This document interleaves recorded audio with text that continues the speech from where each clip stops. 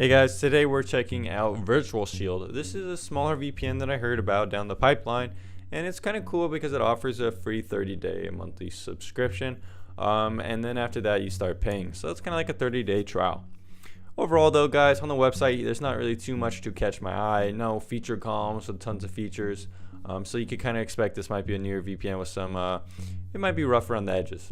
Now the pricing plan is a little bit different. You have 3 devices at a time offered, and then you have more with the premium plan, but 3 devices should be most sufficient for most people.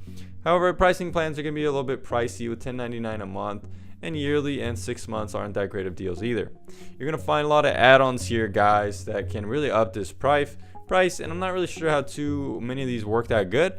Netflix streaming is a bit pricey at $10 a month, and you can find cheaper deals for Netflix on the channel like Viper VPN, Windscribe Nord, ExpressVPN, or even Torguard, which is my favorite. Now pricing isn't going to have Bitcoin as any options here, but you can find some decent options with checkout and PayPal. So guys, this is what the app looks like.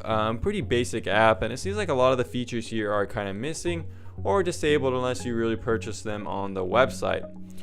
It does have a lot of things coming soon. Service selection is okay, but as you learn in a second, the settings are pretty minimalistic and there really isn't too much meat to this app.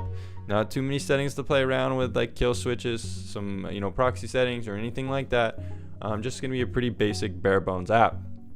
Now my least favorite thing about this app guys is that it actually is pretty buggy, and it did require me to tinker with it and try to fix it.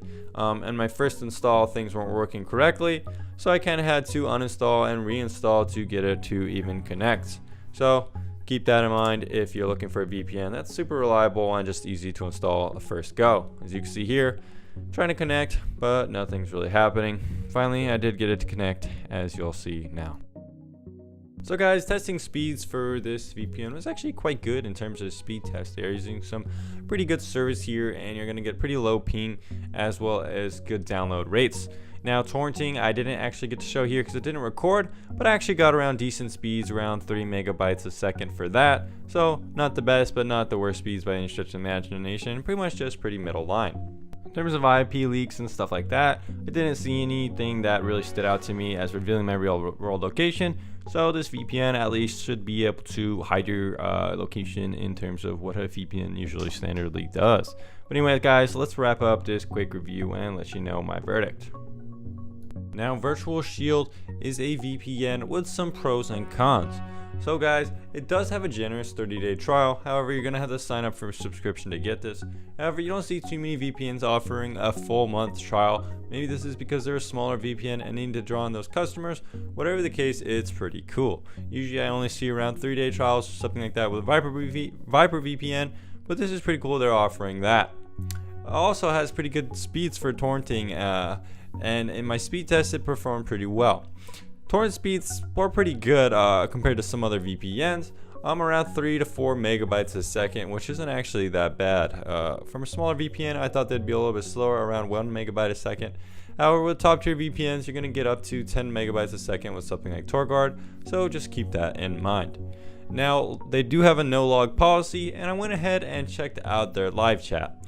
Live chat is working pretty well, and it's good to see they have it, as they do have some friendly agents around to answer some basic questions, but for more technical questions they might not be able to answer some of your questions. I asked about the encryption rate and what kind of encryption they're using, whether 256 AES or what, and the live chat agent politely requested that he ask the technical team, and he couldn't respond to me right then. But anyways guys, now let's move on to some of the cons. So it does have expensive 1 month and yearly pricing.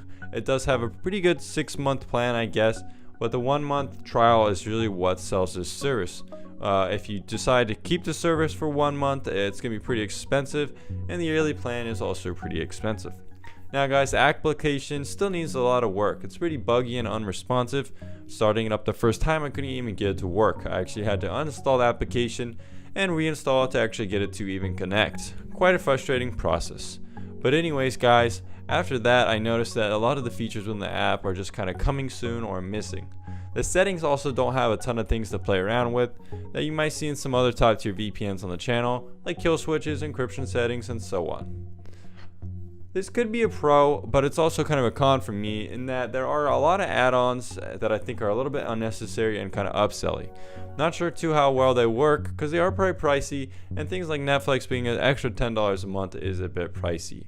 Now you are going to see some add-ons like that with something like Torguard, which I mentioned already, but even they only charge around $8 a month for streaming plans, and they do have a lot of discount codes floating around that you can find on the channel. Anyways guys, wrapping up this VirtualShield review, is it a VPN that you should check out? Well, if you have a credit card or PayPal handy and you don't mind giving some information to waste for a 30-day trial, this is a pretty good service to check out. Since it does work with torrenting and browsing and the speeds are okay, you could get a decent experience. However, just keep in mind that the application still needs a lot of work. It's kind of buggy, and if you do decide to stick with a service, it might be a little bit more expensive than some other VPN providers, since it's probably small and they need to have a higher price to make some money. Well, anyways guys, thanks for checking out this video. My name is Tom Spark. If you like VPN reviews, stick around on the channel and check them out. I also just do a lot of basic how-to guides and stuff like that for VPN beginners who might not know what you can do with a VPN, like how to unblock recently Guild Wars 2 in Russia or any other application or web service.